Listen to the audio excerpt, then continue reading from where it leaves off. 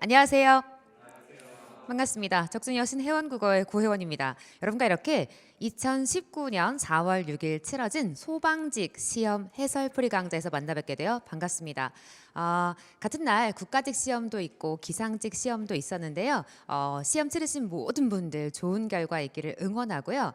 이 영상을 저와 함께 하실 분들은 우리 실강에서도 공부하시는 분들 또 인강으로도 공부하시는 분들이 아마 다음 시험을 대비하시면서 이 강좌를 함께 하시지 않을까라는 생각이 듭니다. 단지 소방직을 준비하시는 분들뿐만 아니라 시험을 준비하시는 모든 분들 올해 치러진 시험인 만큼 이런 문제도 올해 나왔었구나 확인하시고 다음 시험 준비에 꼭 활용하시면 좋겠어요. 그러면 2019년 치러진 소방직 문제는 어떤 문제들이 있었는지 한번 결과부터 같이 보시죠. 문항별 분석은 이와 같은데요. 전체 비중은 어땠는지도 같이 한번 확인을 해보도록 할게요. 문법 문제가 전체 7문제 35%, 비문항 문제가 5문제 25%, 그리고 문항 문제가 30%, 비중이 꽤 높았죠. 그리고 어휘 및 한자가 10%. 박스 지문이 많았기 때문에 시험장에서 빠른 시간 안에 정확하게 문제를 푸는 것이 굉장히 중요했다라고 우리가 얘기해 볼 수 있고요. 대단히 높은 난도의 문제는 없었어요. 그래서 비교적 평이한 문제들로 구성되었기 때문에 아마 여러분들이 시험장에서 열심히 준비하셨다면 잘 실력을 발휘하시지 않으셨을까라고 추측해 봅니다. 그러면 지금부터 한 문제 한 문제 어떤 문제들이었는지 한번 확인해 보도록 하죠. 1번 문제부터 같이 갑시다. 자, 문제가 단어의 형성, 단어의 짜임이라고 했어요. 형성, 단어의 짜임, 단어의 구조를 물어. 단어의 구조, 단어의 짜임, 단어의 형성을 물으면 우리 뭘 생각해야 되죠? 그렇지. 형태소를 기준으로 단일어, 파생어, 합성어 생각해 보셔야죠. 그러면 1번부터 따져보도록 합시다. 기와 집에 붙임표 할 수 있을까요? 없을까요? 있어요. 어디 할까요? 기와와 집 사이. 잘하시네요. 기와는 실질 형태소, 형식 형태소, 실질 형태소. 집은요? 실질. 실질과 실질의 만남. 너 뭐구나? 합성어구나. 지우개 붙임표 할 수 있을까요? 없을까요? 있어요. 어디 할까요? 지우다였던 네가 개를 만나서 원래 지우다 동작이었는데 네가 지우개 이름이 됐네요. 너는 네가 동사였는데 명사로 바뀌게 하는데 혁혁한 공이 있구나. 실질 형식, 품사를 바꿔준 우리 너를 뭐라고 부를 거죠? 접사라고 부를 거고 넌 단위로 파생어, 합성어, 파생어가 되겠네요. 둘 중 하나가 답인가? 선생님 붙임표 한번 넣어주시죠. 선생님, 선생이라는 말에 특별한 의미, 존칭의 의미를 더해주고 있는 너의 정체는 접사. 접사는 두 가지 역할을 하는구나. 뭐 하기도 하고요. 품사를 바꾸기도 하고 혹은요 의미를 한정, 제한해 주기도 하죠. 역시 너도 뭐구나? 파생어가 되네요. 정답 몇 번이 확실해 보이고 1번이 확실해 보이고 개 살구 잘라주세요. 살구에 개가 붙었구나. 이 개는 멍멍이다. X죠. 못 먹는 이란 의미의 접사가 Y구나. 그러니까 네가 먹기 힘든 이란 의미의 접사로 보셔서 너를 파생어라고 판별했어야 하고 정답은 1번이 확실하고 만약 1번을 빼고 성격이 다른 하나 그래서 몇 번 찍으면 좋을까요? 4번 찍을까요? 왜요? 전미사, 접두사 관계니까 4번을 찍을 수도 있고 만약 품사가 바뀌게 한 녀석이라고 고르게 했다면 2번을 찍었어야겠죠. 정답 그래서 1번 골랐어요. 우리가 많이 연습했다. 언제나 그러하듯이 잘난 척. 너무나 많이 했던 내용이기 때문에 뭐 굳이 자랑하는 것도 참 민망하지만 그래도 한번 보여드리도록 할게요. 자, 2번 문제 가겠습니다. 기억, 니은에 대한 설명으로 옳지 않은 것을 골라라 그랬네요. 그래놓고 문장을 주고서 명사절 모두 있는지 아니면 모두 안긴 문장 속에 목적어가 있는지 더불어 기억과 달리 니은과 달리 그랬으니까 기억에 대한 얘기 니은에 대한 얘기 니은에 대한 얘기고 여기도 역시 니은과 달리 그랬으니까 니은에 대한 이야기 기억에 대한 이야기 기억에 대한 이야기를 하고 있구나 확인하고 문제 보죠. 기억 문장 우리 부모님께서는 내가 시험에 합격하기를 원하신다. 문장을 물으면 항상 서술어 생각해야죠. 이 문장의 서술어가 원하신다 서술어네요. 누가 원하실까요? 우리 부모님께서는 깨서 무슨 격조사? 주격조사에 는이라는 보조사가 붙어있네요. 우리 부모님께서 그러니까 주어가 되겠죠. 우리 부모님께서 원하신다. 무엇을 원하신다? 그치 무엇을 무슨 자리? 목적어 자리에 그치 하나의 문장 성분 자리에 합격하기 해석해 주세요. 합격하다로 해석하실 거죠. 서술어 두 번째 누가 합격하다? 내가 합격하다. 그치? 내가라는 또 다른 주어가 여기 와 있구나. 어디에 합격하다? 시험에 무슨 격조사? 부사격조사. 문장성은 뭐가 되겠네요? 부사어가 되겠네. 다만 내가 합격하다라는 문장이 지금 하나의 문장성분 목적어 자리에 와 있고 끝날 때 미음음기로 끝났구나. 무슨 절이? 명사절이 안겨 있구나. 그러니까 기억에는 명사절 있네요, 없네요? 있어요. 더불어 자, 기억에는 안긴 문장 속에 부사어가 있다. 맞아요, 틀려요? 맞아요. 다만 니은에는 다르다 했으니까 부사어가 없어야겠고요. 자, 기억과 니은 모두 안긴 문장 속에 목적어. 질문. 이 문장에 아는 문장은 바깥에 있는 거, 안에 있는 거? 아는 문장. 바깥에 있는 부모님께서는 원하신다가 아는 문장. 누가 안긴 문장? 내가 그렇지. 내가 시험에 합격하다. 네가 안긴 문장. 자, 이 안긴 문장에 목적어 있어요? 없어요? 없어요. 모두라고 했으니까 일단 기억이 없으니까 게임은 끝났어요. 몇 번이 정답 확실하고 2번 정답이 확실하고 계속 확인해 보도록 하죠. 자, 니은번 문장 분석해 볼게요. 우리는 이곳이 교통사고 발생의 빈도가 잦음을 전혀 몰랐다. 서술어 가요. 몰랐다. 서술어네요. 누가 몰랐다? 우리가 몰랐다. 잘한다. 네가 주어져. 우리가 몰랐다. 자, 무엇을 몰랐네요? 빈도가 잦음을. 그렇지. 목적어 자리 굉장히 길다. 잦다. 뭐가 잦다? 뭐가 잦다? 빈도가 잦다. 또요. 또요. 이곳이 잦다. 그러니까 사실은 이곳이부터 잦다까지 묶을 수가 있고요. 이곳이가 주어인데 이곳이 뭐가 잦다? 빈도가 잦다. 그러니까 네가 또 서술어예요. 그런데 빈도가 잦다를 다시 쪼개주세요. 잦다가 또 무슨 역할을 하네? 서술어 역할을 또 하죠. 뭐가 잦다고요? 빈도가 잦다. 그러니까 여기 또 뭐가 있는 거네? 주어가 또 있습니다. 그러니까 사실은 목적어 자리, 지금 하나의 목적어 자리에 뭔가 와 있는데, 그런데 목적어 자리에 와 있는 네가 절이 몇 개군요? 2개야. 일단 뭐뭐 끝났어요. 미음음기. 무슨 자리 확실하고요? 명사절이 확실하고. 그럼 소개하세요. 주어 서술어 뭐죠? 서술절. 그렇지. 서술절이 여기 또 와 있어서 굉장히 복잡한 형태를 띠긴 했네요. 그러나 뭐가 있는 건 확실하고 명사절 안겨 있는 거 확실하고. 질문. 니은에는 관형어가 있다. OX. 자, 안긴 문장 여기서부터 여기까지라고 이야기했다면 안긴 문장에 관형어 있어요, 없어요? 있어요. 첫 번째 누가 관형어? 교통사고가 발생을 꾸며. 그러니까 교통사고의 발생이라고 봐서 너도 관형어 역할. 다시 누가? 교통사고 발생 뒤에 의라는 무슨 격조사? 관형격 조사가 붙었으니까 다시 무슨 어? 관형어라고 볼 수가 있고. 다시 이곳이 이것의 빈도가 잦다. 그러니까 너는 서술절도 있고 관형어가 2가지. 너도 관형어 역할, 너 자체도 관형어 역할이라고 볼 수가 있겠구나. 다만 자, 기억과 달리 니은에는 뭐가 있는데? 관형어가 있는데 기억에는 뭐가 없구나? 관형어가 없구나. 그리고 기억에는 뭐가 있는데? 부사어가 있는데 니은에 뭐가 없구나? 부사어가 없구나. 확인할 수 있고요. 우리가 정답은 이미 확인했어요. 몇 번 찍어야 해요? 2번 찍어야 해요. 그럼 다시 자, 기억과 니은 모두 목적어 자리에 절이 있다. OX 오죠. 그렇지. 목적어 자리에 뭐가 있는 건 확실하네. 안긴 문장이 와 있는 건 확실하지. 그래서 목적어 자리에 안긴 문장이 있다라고 했다면 사실은 2번도 맞는 선택지가 될 수가 있었겠네요. 정답은 2번 찍었어요. 3번 문제 갑시다. 그 전에 천천히 넘겨줘요. 우리 많이 했다. 잘난 척도 좀 하고 있어요. 뭐 당연한 이야기라서 그냥 이렇게 넘기고 있는 중입니다. 3번 문제 갑시다. 자, 밑줄 친 단어의 표준 발음으로 옳지 않은 것을 무시한 거죠. 이렇게 쉬운 걸 주었어요. 뒷글자가 디귿, 자음이죠. 리을, 기억. 대표는 뭐죠? 기억, 치킨 떠올려야죠. 밝다예요, 박다예요? 박다. 그치, 박. 기억으로 소리 나고 네가 앞말이 골덴바, 뒷글자 골덴바지니까 따라고 발음해야 해요. 누구와 누구의 만남?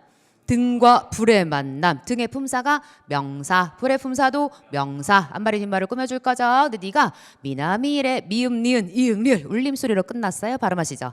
등, 뿔 무슨 현상? 사이소리 현상. 질문. 너는 숏 해요 못해요? 못해요. 받침 있으니까. 다만 고유어 고유어의 합성어다. 조용하다. 고유어 고유어의 합성어다. 우리는 한자만 나오면 작아지는구나. 누가 한자게요?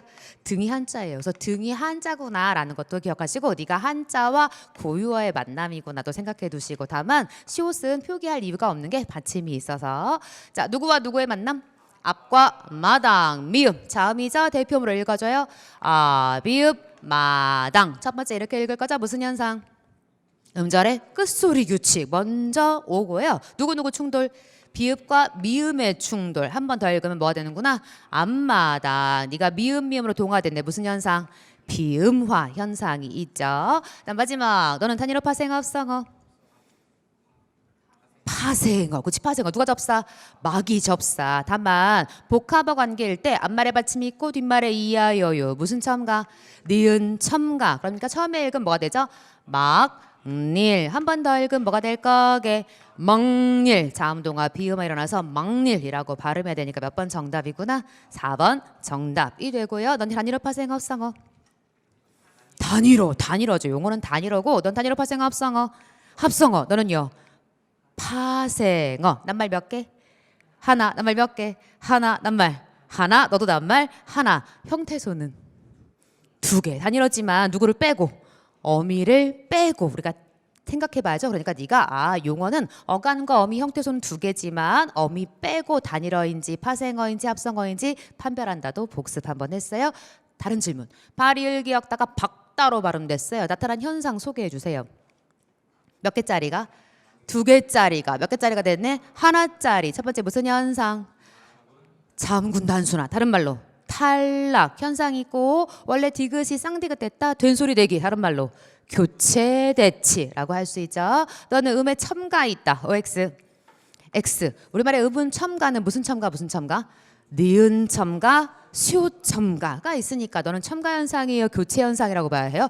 교체. 사이소리 현상에 시옷 첨가 니은 첨가 있을 때만 우리가 첨가라고 부를 거고 넌 교체라고 부를 거니까 조심해야 해요. 너는 첫 번째 무슨 현상이고? 음절의 끝소리. 그러니까 뭐가 있구나? 교체대치. 다시 비음화 됐으니까 교체대치. 넌 무슨 첨가?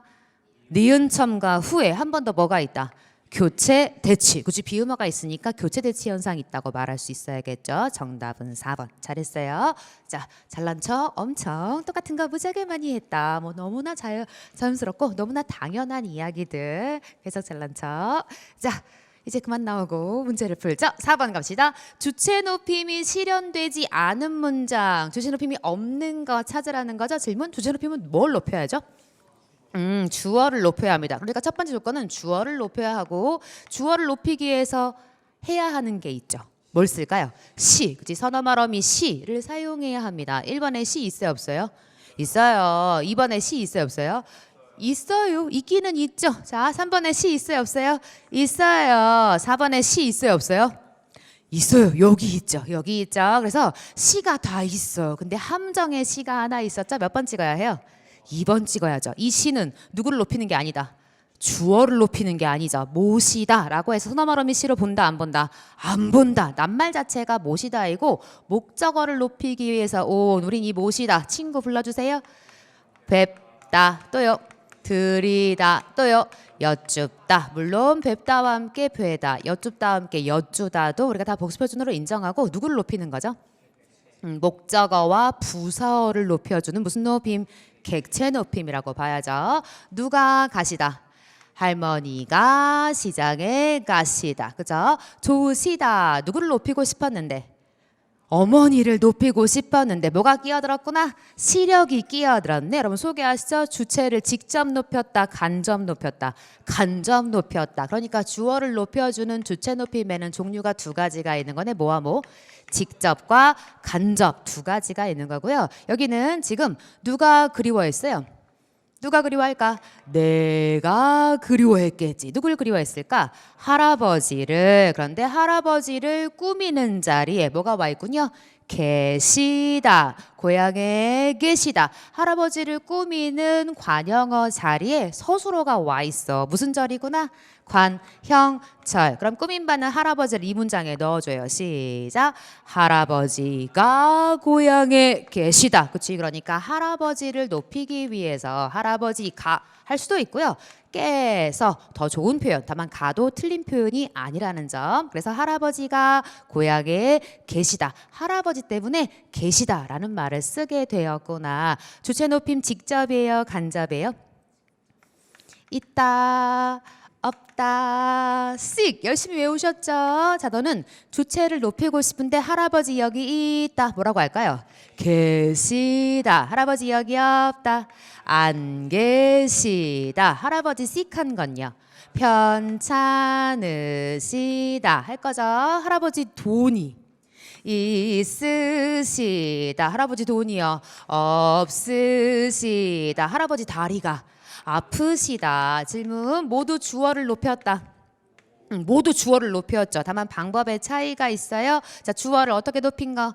직접 높인 거. 주어를 어떻게 높인 거? 간접 높임. 그럼 이 표는 다 뭐 하고 있는 거네? 주어를 높이고 있는. 무슨 높임은 확실하구나? 주체 높임은 확실한 거지. 다만 지금 할아버지 고향에 있다, 있으시다, 계시다, 계시다 라고 해서 직접 높이고 있구나라고 확인할 수 있어야 하고, 우리 시험 항상 이 표 좋아하니까 늘 머릿속에 기억하기. 정답 몇 번 찍어요? 2번 찍어야겠죠. 한 번만 더. 목적어를 높이기 위해, 부사어를 높이기 위해 뭘 썼구나?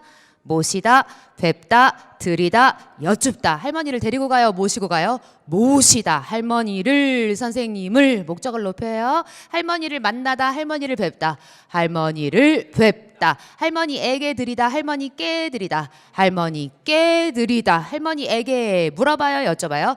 여쭤봐요. 더불어 할머니에게 써요, 깨 써요? 깨 무슨 격조사? 부사격 조사. 즉 부사어나 목적어를 높이기 위해서 니들을 동원했구나. 우리나라에 무슨 높임이라고 부른다고? 객체 높임이라고 부른다. 한 번 더 기억하기. 무지하게 많이 했죠, 그렇죠? 잠시만요, 제가 지워드릴게요. 모시다가 나오면 조심해라. 뭐 이런 문제까지 어마어마하게 풀었습니다. 네가 함정이니까 유의해야 한다. 좀 더 어렵게 냈었어야 되는데 문제가 너무 쉬웠어요, 여러분. 자, 5번 문제 갑니다. 밑줄 친 어휘가 옳지 않은 것을 골라라 그랬네요. 1번 그는 나에게도 손을 벌렸다. 자, 기본형이 뭐군요? 벌리다에다 뭐 집어넣었구나? 과거 시제 엇을 넣었네요. 자, 벌리다도 있고 벌이다도 있죠. 자, 벌리다 언제 쓸까요? 물리적인 뭔가 간격이 있을 때. 자루를 버리다, 벌리다. 벌리다. 리를 똑같이 썼어요. 뭔가 물리적인 간격을 표기할 때. 입을 버리다, 벌리다. 벌리다 라고 쓸 거죠. 그럼 버리다는 언제 쓸까요?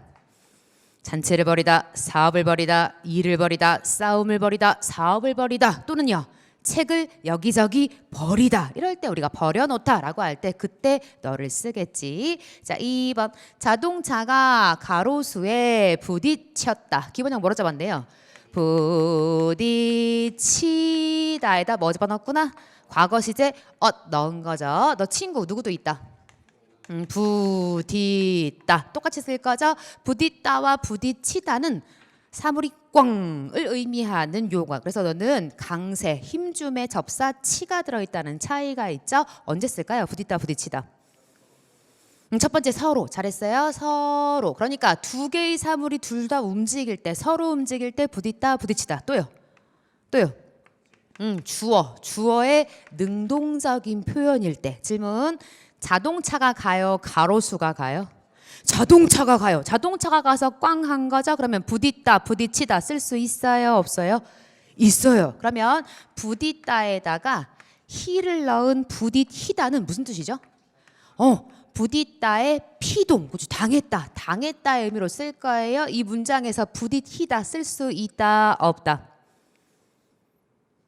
조용하네요. 우리가 이거 쓰는 건 알겠어요. 그죠? 주어가 갔어. 자동차가 간 거니까 자동차가 여기에 가서 꽝. 그래서 부딪다, 부딪히다 쓸 수 있다는 건 알겠는데 당했다 쓸 수 있다, 없다?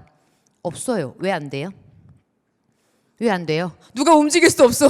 얘가 움직일 수 없어. 얘한테 당했다라고 할 수가 없는 거죠. 그러니까 자동차가 가만히 있는 상황에 뭔가가 날아와서 당했다의 의미로 너를 쓸 수가 지금 이 문맥에서는 없구나라고 여러분 판단해야 하고, 다시 부딪다 부딪히다는 두 개의 사물이 다 움직일 때, 그러니까 자동차와 자전거가 일단 뭐 써야 되는구나? 부딪다, 부딪히다를 쓸 수가 있고, 난 여기 서 있는데 자동차가 와서 꽝 한 상태면 내가 차에 뭐 하다, 부딪히다를 당연히 쓸 수가 있겠지. 그래서 어떤 상황인지 문맥을 잘 봐야 해요. 하나 더 질문. 너한테 과거 만들었더니 어떻게 썼네? 부딪히었다, 부딪혔다 라고 썼죠? 너 과거 만들어줘요. 부딪었다. 이게 굉장히 낯설어요. 이렇게 나오면 우리가 오히려 되게 낯설다라고 생각할 수가 있거든요. 그래서 부딪었다 발음 표현이구나 확인하기. 우리말에 있다가도 있고 있더가도 있죠. 잠시 후의 의미일 땐 위에 거 써요, 아래 거 써요? 위에 거 쓸 거죠. 널 언제 써요? 여기 있다가 돈이 있다가 없다가 할 땐 너를 쓸 거죠. 이따가 3시에 집 앞에서 만나자. 가능 불가능? 가능. 그치? 답이 너무 명백해서 관역을 맞춘. 기본형 뭐로 잡았구나? 맞추다. 맞추다는 뭐가 있어야죠? 짝이 있어야지. 짝. 그럼 지금 이 문장은 짝이 없는 거구나. 누가 와줘야 해요? 맞히다. 그럼 소개하시죠. 맞히다. 언제 쓰죠? 정답을 알아맞히다. 정답을 말하다. 일 때 쓸 거고 또요. 관역을 뭐하다? 맡기다. 적중하다 할 때도 너를 쓸 거고요. 하나 더. 맞다의 사동. 그치? 맞다의 사동. 맞게 하다의 뜻으로 비를 맞추다 맡히다. 맡히다. 그치? 바람을 맞추다 맡히다. 맡히다. 주사를 맞추다 맡히다. 맡히다. 맡게 하다의 뜻일 때 너를 쓸 거지. 따라서 지금 관역이 명백하게 나와줬어. 땡큐. 관역은 기역 받침, 키읔 받침, 기역 받침 써야 해요. 관역을 뭐 하다? 맡히다. 변형시켜줘요. 관역을 맡히 니은. 그치? 네가 관형사형 전성어미 와서 맡힌 화살이라고 써야겠죠. 음악이 나와요. 발걸음을 맡히다 맞추다. 맞추다. 그치? 라디오에 주파수를 맡히다 할까요? 맞추다 할까요? 맞추다. 음식의 간을 맡히다 맞추다. 맞추다. 짝이 있다고 보겠다는 거죠. 그래서 맡히다를 먼저 외우시고 짝이 있을 땐 너를 쓰는구나 라고 이해하면 좋겠네. 다시 맡히다 외우고 가요. 언제 쓸까요? 정답을 알아 맡히다. 또요. 관역을 맡히다. 적중하다. 하나 더. 맞게 하다. 맞다의 사동일 때 너를 쓰는구나. 항상 내가 잘 아는 것 같은 너를 정신 차리고 열심히. 그래야 시험장 가서 우리가 헷갈리지 않고 답을 쓰겠죠.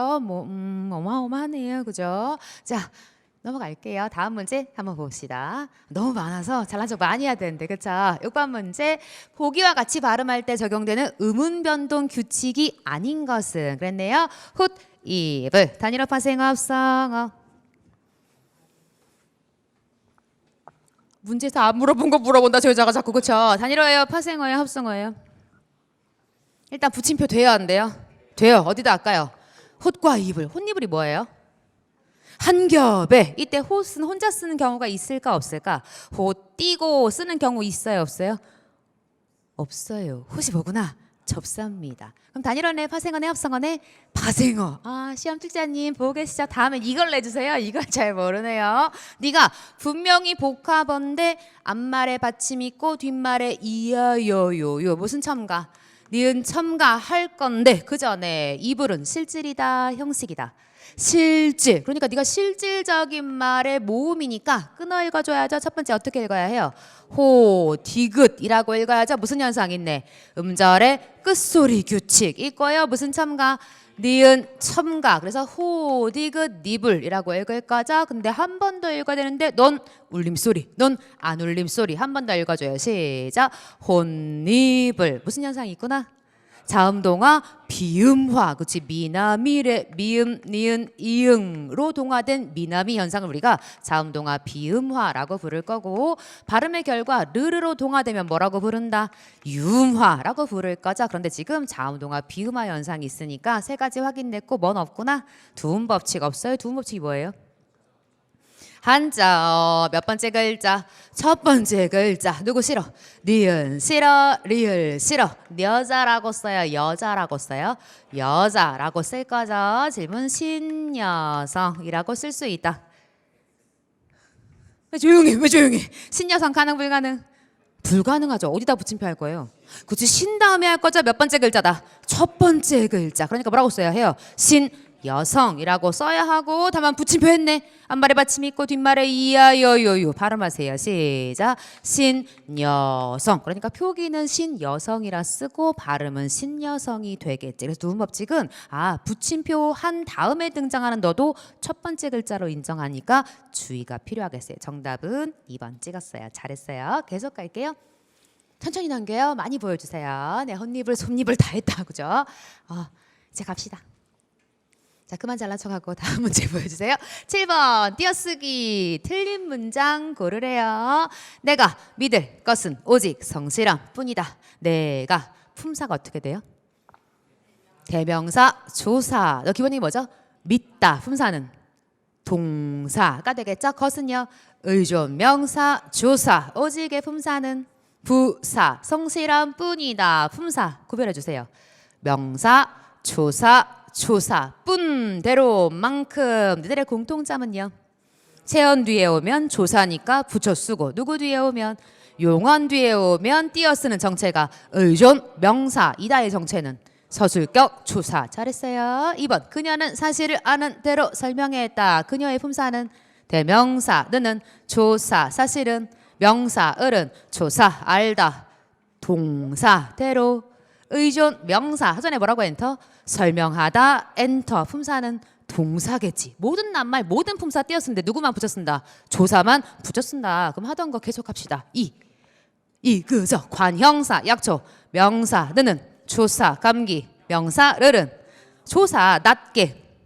기본적인 뭐지? 낮다. 낮다의 품사는 동사가 되겠지. 하는데. 자, 낮게 하다. 그러한 어디에?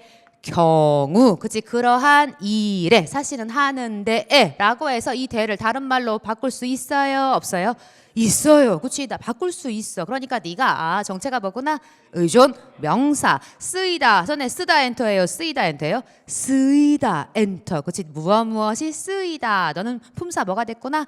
동사가 됐고요. 너는 쓰다에 이가 들어있는데 너는 피동이에요? 사동이에요?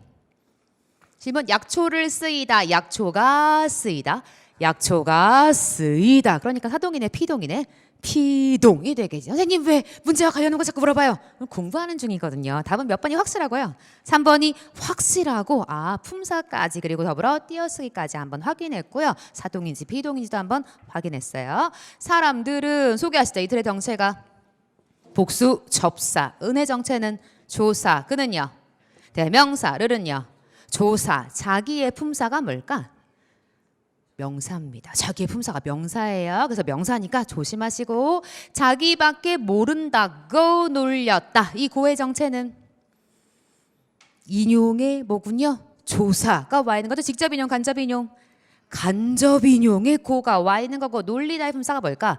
동사. 모르다의 품사도 동사. 다만 자기 밖에 이 밖의 정체는 무엇 이외에는 이라는 의미의 조사. 그래서 네가 체언 뒤에 조사로 와 있고 사실 이 밖에는 뒤에 뭐가 와줘야 해요?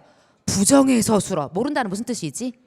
알지 못하다. 자기 이외에 알지 못하다의 뜻이 있어서 부정의 말로 인정해 준 거죠. 나 밖에 있다. 너 밖에 없다. 자, 여러분 설명해줘요. 나 밖에 있다. 띄어쓰기 불러주세요. 나 뛰고 밖에 뛰고 있다. 너밖에 없다. 띄어쓰기 불러줘요. 너밖에 뛰고 없다. 잘했어요. 이때 밖의 정체는 뭐구나?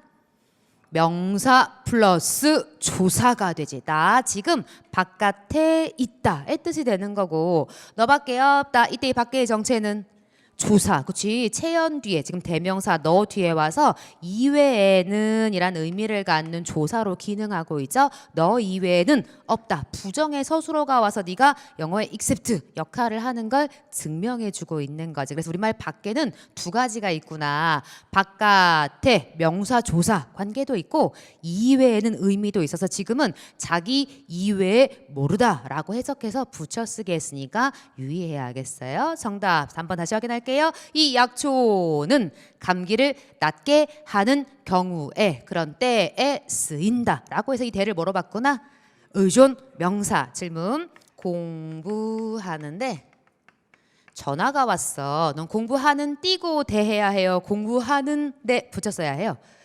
공부하다 그런데 그치 공부하는데 전화가 왔어 라고 할 때 너는 공부하다 그런데의 의미니까 이때는 대를 띄어 쓴다 붙여 쓴다 붙여 쓴다. 네가 공부하다의 한낱말이고 공부하다 그런데의 의미 우리말에 있다 없다 있다. 그러니까 주의가 필요해야 해요. 그래서 네가 문맥에서 어떤 의미인지 확인해야겠지. 공부하다 그런데 전화가 왔어. 이 경우와 뭐뭐 하는 대에 뭐뭐 하는 일에 넌 차이가 있으니까 유념하기. 정답은 3번.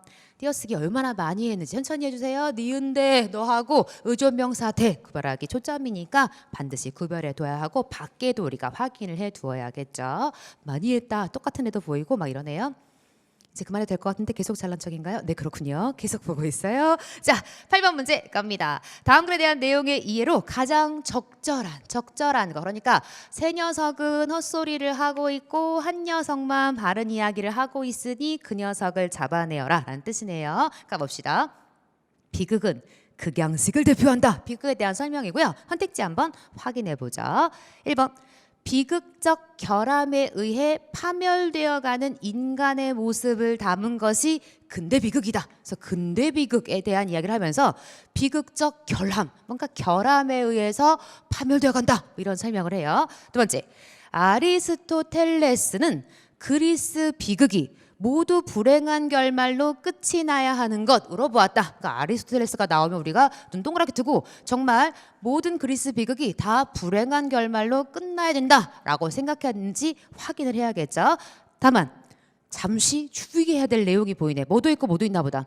근대 비극도 있고 그리스 비극도 있나 보다. 그러니까 비극이라고 붙어있으니까 다 똑같은 게 아니니까 항상 조심해야겠죠. 세 번째, 이번엔 그리스 시대 비극의 특징은 성격이나 상황의 문제, 그러니까 성격의 문제, 상황의 문제로 인해 패배하는 인간의 모습을 보여주고 있는지 여기는 그리스 시대라고 이야기를 하고 있고 네 번째, 관객들은 이번엔 관객의 이야기를 하네요. 관객들은 비극을 통해 비범한 인간들의 운명에 대한 공포와 비애를 경험하면서 카타르시스에 이걸 우리가 경험하면서 카타르시스에 이르게 되는지 한번 이런 내용이 있는지 확인해 봅시다. 읽어볼게요. 살짝 제가 내용을 쪼갰으니까 여러분이 보시기 훨씬 더 편할 것 같아요. 비극은 극양식을 대표한다. 비극은 고대 그리스 시대부터 발전해온 오랜 역사를 가지고 있다. 비극은 고양된 주제를 묘사하며 불행한 결말을 맺게 된다. 그러나 비극의 개념은 시대와 역사에 따라 변하고 있다. 다시 뒤에 뭐라고 했냐면 비극에 뭐가 변한대? 개념이 변하고 있대. 그러면 앞에 무슨 내용이에요? 변하지 않은 내용. 그렇지? 변하지 않은 내용이 나온 거죠. 비극은 뭐 하고요? 극양식을 대표하고. 그렇지? 비극은 극양식 대표하고 또요. 고대 그리스 시대부터 발전해왔고 또요. 뭔가 고양된 주제를 묘사한다. 또요.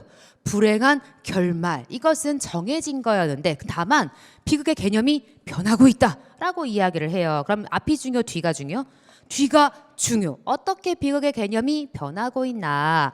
첫 번째 우리가 중요하게 생각했던 낱말이 와 있네. 그리스 시대의 비극은 비극적 결함이라고 하는 운명의 요건으로 인해서 파멸하는 인간의 모습을 그려냈대. 다시 뭐라고요? 뭐 때문에 망했다고? 뭐 때문에? 운명의 요건. 다만 운명에 대해서 뭐라고 설명했네요? 비극적 결함이라고 하는 이라고 설명을 했네. 자, 비극적 결함이라고 하는 운명 때문에 인간이 망한 건 언제 때? 그리스 시대의 비극. 그런데 자 1번 비극적 결함에 의해 파멸되어가는 인간의 모습 뭐라고요? 근대 비극. 그러니까 네가 X가 되는 순간 그리스 비극이죠. 근대 비극은 이번엔 근대 비극이 나와. 근대 비극은 성격의 문제나 상황의 문제로 인하여 패배하는 인간의 모습. 다시 뭐 때문이라고요? 성격의 문제 또요. 상황의 문제 이거나 이거. 성격이나 상황 때문에 패배하는 인간 어디 나오는구나? 근대 나오는구나. 성격, 상황 누구라고요? 근대. 그치 근대라서 네가 X가 되는 순간. 그래서 1번, 3번 제가 한번 묶어봤어요. 계속 읽어볼게요. 비극은 그 본질적 속성이 역사적이라기보다 철학적이다. 되게 어려운 말을 하네. 다시 비극이 뭐 아니다? 역사적 아니다. 뭐하다. 철학적이다. 왜요? 비극은 진짜예요? 거짓말이에요? 연극은 진짜예요? 거짓말이에요? 거짓말, 팩트 아니잖아. 네가 거짓말이니까 히스토리라기보다 네가 뭔가 생각하게 하는 철학적이다. 그럼 우리가 비극을 보면 뭐 하게 될 가능성이 높아요? 생각하게 될 거거든. 상식이니까 머릿속에. 아, 그래서 비극이라는 걸 철학적이란 말을 썼구나. 비극의 주인공으로는 일상적인 주변 인간들보다, 주변 인간 나와요 안 나와요? 안 나온대. 누구 순대? 고귀하고 비범한 인물을 등장시킨대요. 그런데 이 주인공은 이른바 비극적 결함이라고 하는 뭘 가지고 있군요. 운명적 특징. 아, 운명에 뭔가 비극적 결함이 있구나. 이 비극의 관객들은 누구요? 관객들은 이 주인공의 비극적 운명에 대해서 뭐해요? 공포, 무서워. 또 뭐해? 비애, 슬퍼. 공포를 체험하면서, 비애를 체험하면서 뭐에 이른다?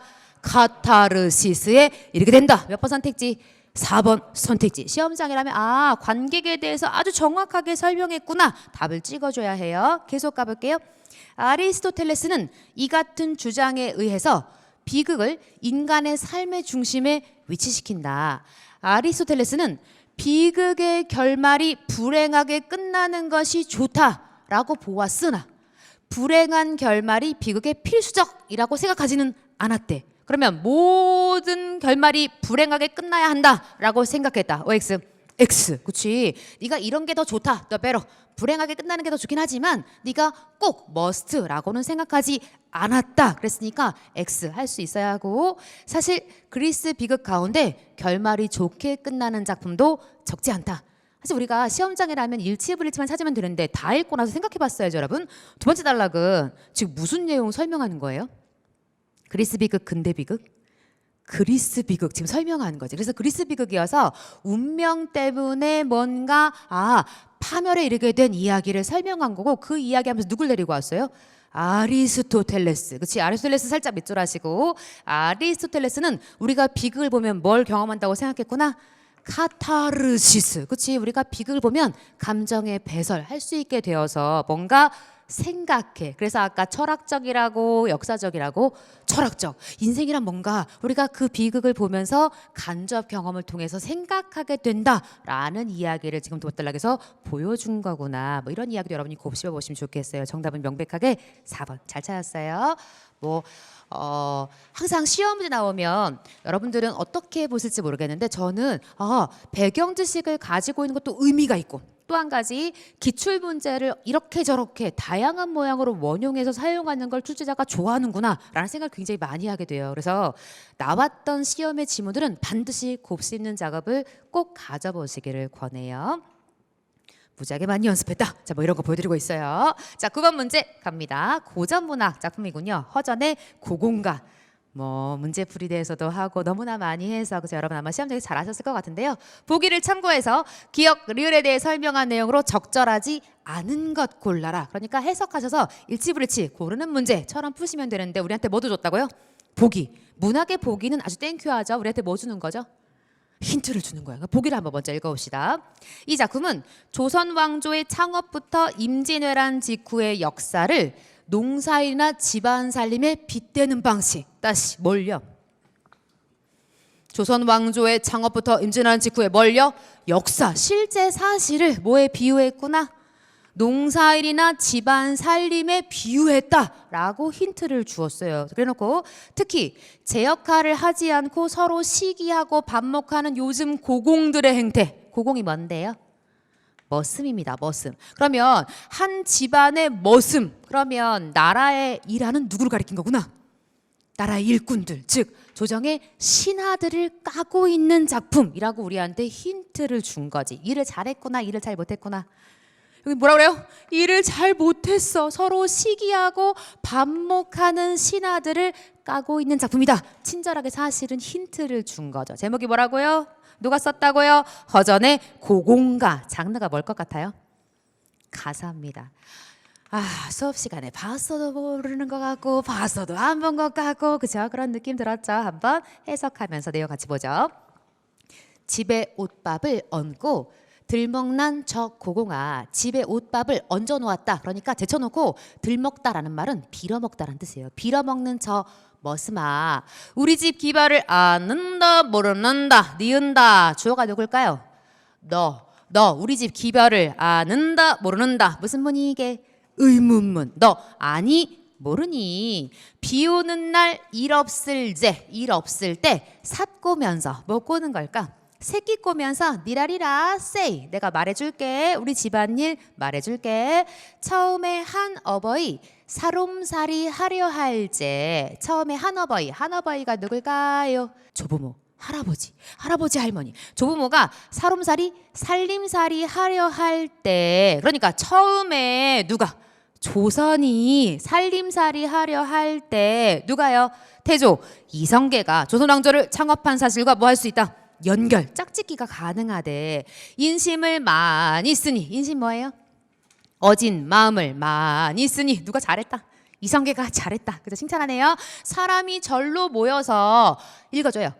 풀 뼈고 덜 닦아 큰 집을 지어내고. 풀 뼈고가 뭘까? 풀 뼈고 풀 베고 털을 닦아 뭘 지었구나? 큰 집을 지어내고. 아 그러니까 풀을 베고 털을 닦았다. 널 뭐라고? 나라의 기초를 닦은 조선 왕조의 모습과 짝짓기. 될 것 같아? 안 될 것 같아? 될 것 같아요? 계속 가볼게요. 서리보습 장기소로 전답을 기겨가니. 서리가 뭘까요? 같아요? 썰에 보습 쟁기, 소로, 전답, 논밭을 기경해서. 그러니까 도구 가지고 논밭을 읽었으니 같이 읽어요. 시작.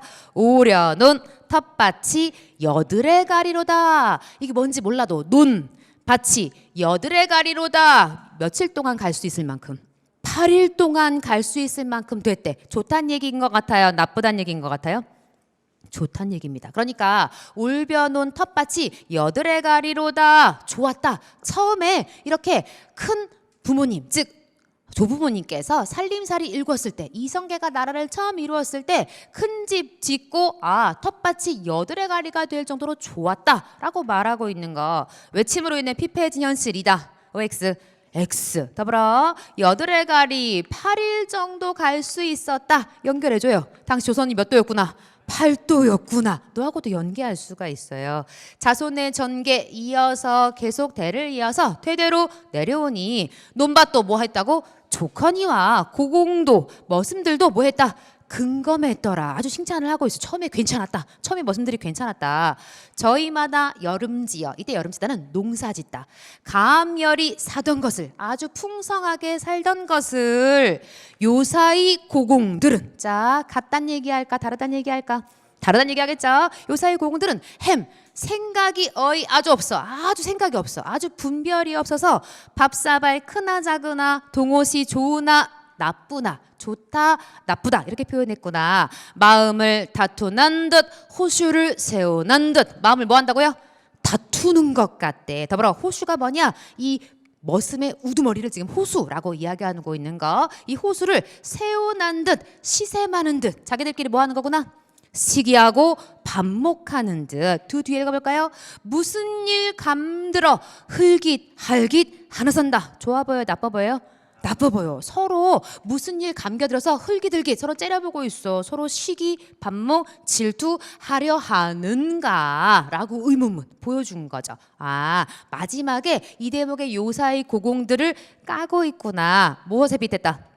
신하들이 자신의 이익을 위해 서로 다투고 시기하는 상황과 관련 지을 수 있다. 그러면서 비 오는 날 새끼 꼬면서 시작했잖아요. 그래서 막 야 니들한테 이렇게 막 내가 욕하면서 꼬다 보니까 새끼 다 껐네. 나 새일꾼 기다려. 이러면서 끝을 맺게 되는 가사이기도 해요. 그래서 이런 작품이 있었구나 보여드릴게요. 자 얼마나 열심히 했는지 우리가 확인할 수 있고요. 문제풀이에서도 했고 신의 한수 문학에서도 했고 정말 많이 했구나. 서브노트에서도 했고 여러 번 했었구나 확인할 수가 있어요. 그러니까 늘 했던 내용 잘 복습하고 시험장 들어가야겠죠. 10번 11번 문제 계속 갑시다. 다음 글 읽고 물음에 답하시오. 10번 문제부터 보고 오죠. 10번 문제는 내용의 일치불일치를 묻고 있고 11번 문제 나는 내용의 전개 방식. 그래서 사례냐 차이점이냐 인과관계냐 순서대로 뭔가 과정을 제시하고 있느냐 과정이냐 우리한테 묻고 있네요. 그러면 지문 한번 읽고 와서 또 확인해 봅시다. 과학 좋아해요? 과학 지문이야, 도르래 지문이야. 자, 이해를 한번 해보도록 할게요. 도르래는 둥근 바퀴에 튼튼한 줄을 미끄러지지 않도록 감아 무거운 물체를 들어올리는 데 사용하는 도구이다. 뭐에 대한 뭐? 도르래에 대한 정의. 도르래가 이런 기구입니다. 이런 도구입니다. 정의를 해줬네요. 가장 기본이 되는 도르래는 고정 도르래와 움직 도르래이다. 몇 개? 2개. 그렇다면 두 도르래의 뭐요? 차이는 어떤 것이 있을까? 지금부터 뭐 하겠다? 차이점을 보여주겠다. 무슨 방식? 대조의 방식. 물론 비교 대조라고 말할 수 있는데 차이점 그랬으니까 대조라고 얘기하자. 우선 뭐부터 설명해 주네요. 고정 도르래부터 우리 한번 같이 과학의 세계로 가봅시다. 고정 도르래는 힘의 방향만 바꾸어 주는 도르래로 뭐라고요? 힘의 방향만 바꾸어 준대요. 줄을 감은 바퀴의 중심축이 고정되어 있다. 아, 바퀴의 중심축이 고정되어 있대. 그래서 힘의 이득을 볼 수 있다 없다? 힘의 이득은 없대. 그러니까 힘은 똑같이 든대. 그냥 드나 이 도르래를 드나 똑같은데 다만 힘의 작용 방향을 바꿀 수 있는 장점. 아, 이게 좋은 점이구나. 고정 도르래를 사용할 때는 줄의 한쪽에 물체를 걸고 다른 쪽 줄을 잡아당겨. 그러니까 이렇게 줄을 건 다음에 줄의 한쪽에다 물체를 걸고 여기서 잡아당겨. 물체를 원하는 높이까지 움직이는데 이때 물체를 들어 올리는 힘은 줄 하나, 줄 2개. 줄 하나. 무슨 얘기냐? 여기 물체에 달려있는 줄이 하나다. 그 얘기네. 따라서 직접 들어 올리는 것과 비교해서 똑같은 얘기. 힘의 이득이 있다 없다? 힘의 이득은 없으며 그러니까 드는 힘은 똑같은데 단지 고정 도르래 때문에 줄을 당기는 뭐만 달라지는 거구나. 힘의 방향만 바뀌는 거네. 하지만 물체를 높은 곳으로 직접 들어 올리는 것보다는 줄을 아래로 잡아당김으로써 물체를 올리는 방법이 뭐하다? 훨씬 편하다. 그러니까 들어 올리는 것보다 편하다라는 장점은 있네요. 또한 물체를 1m 들어 올리기 위해서 1m를 이렇게 위로 올리기 위해서 잡아당기는 줄의 길이도 얼만큼? 1m 잡아당기면 된다. 그러니까 올라가는 높이와 내가 잡아당기는 높이가 동일하다라고 설명을 했네요. 한편 움직 도르래는 자 이제 움직 도르래의 세계로 가볼게요. 움직 도르래는 힘의 이득을 보기 위해 사용한다. 아, 넌 너하고 무슨 차이점이 있구나. 힘의 이득. 너는 힘이 덜 든다예요, 더 든다예요? 덜 든다. 그치? 힘이 덜 든다겠지. 그치? 이득이 있다는 건 힘이 덜 든다. 그러니까 차이가 있네. 움직 도르래를 사용할 때는 도르래에 줄을 감고 물체를 들어 올린다. 움직 도르래는 도르래 축에 직접 물체를 매달기 때문에 줄을 당기면 물체와 함께 도르래도 움직인다. 이때 물체를 지탱하는 줄은 2가닥이 된다. 물체의 무게는 각 줄에 분산되어 2사람이 각각의 줄을 잡고 동시에 들어 올리는 효과가 난다. 아, 도르래가 아마 이렇게 생겼나 보다. 그러니까 이렇게 생겨서 동시에 잡아당기는 것 같은 효과가 난대요. 따라서 움직 도르래 1개를 사용하면 물체 무게의 2분의 1의 힘으로 물체를 움직일 수 있게 되는 것이다. 여기까지 무슨 내용이네? 뭐에 이득이 있다? 힘에 이득이 있다. 힘이 덜 든다, 더 든다. 덜 든다. 하지만 힘은 덜 드는데 뭐가 반대가 있나 봐요. 물체를 1m 들어 올리기 위해서 당겨야 하는 줄의 길이는 물체가 올라가는 높이인 2배인 2m이다. 다시 물체가 어디 달려 있죠 지금? 축에 뭐라고요? 직접. 우리 아까 보면 여기 움직 도르래는 도르래 축에 직접 물체를 매달기 때문에 줄을 당기면 함께 움직인다며. 그래놓고 우리한테 뭐라고 설명했냐면 지금 얘를 1m 들어 올리기 위해서 1m를 이만큼 들어 올리기 위해서는 자, 뭐 얼마큼 필요하대요? 2m. 그렇지? 2m만큼 너를 잡아당겨줘야 네가 1m 올라간다라고 얘기한 거죠. 왜냐하면 물체가 1m 올라갈 때 물체를 지탱하는 줄도 동시에 네가 2줄이 동시에 올라가는 거니까 얘가 올라간 만큼의 2배가 필요하다라고 얘기한 거네. 그래놓고 줄을 당기는 쪽으로 줄이 감기게 되기 때문이다 라고 소개를 했어. 그래서 움직 도르래를 이용하여 물체를 들어 올리면 줄의 길이는 물체가 움직여야 하는 높이의 몇 배가 필요한 거구나. 2배가 필요하다. 질문. 자, 너는 힘의 방향이 바뀌어요? 안 바뀌어요? 바뀌어요. 너는 올라가는데 너는 뭐 해야 해? 잡아당겨. 너는 네가 올라갈 때 힘도 뭐 하는구나? 올라가. 그쵸? 뭔가 과학 지문이어서 한번 해봤어요. 한번 선택지 보면서 확인해보죠. 자, 고정도르래는 도르래 축에 물체를 직접 달았다. X. 도르래 축에 직접 다는 건 누구구나? 움직 도르래 얘기네요. 자, 움직 도르래와 고정 도르래를 함께 사용하는 얘기 나와요, 안 나와요? 안 나와. 이런 얘기는 없어요. 그렇죠? 이걸 복합적으로 사용하는 얘기는 전혀 없고요. 움직 도르래로 물체를 들어 올릴 수 있는 높이는 줄의 길이에 영향을 받을까 안 받을까? 뭐 물음표 했을 수도 있어. 다만 4번 갔다 올게요. 고정 도르래는 줄을 당기는 힘의 방향과 물체에 작용하는 힘의 방향이 일치해요, 반대예요? 반대야. 명백하게 네가 X야. 그러니까 남는 너를 찍어도 되고. 다시 거꾸로 여러분 답하세요. 이 줄의 길이가 짧으면 2배만큼 필요한데 이만큼 올릴 수 없다면 그러면 줄의 길이가 짧은 만큼 너를 올리기가 힘들겠지. 그 얘기를 뭐라고 설명했냐면 뭐에 영향을 받는다?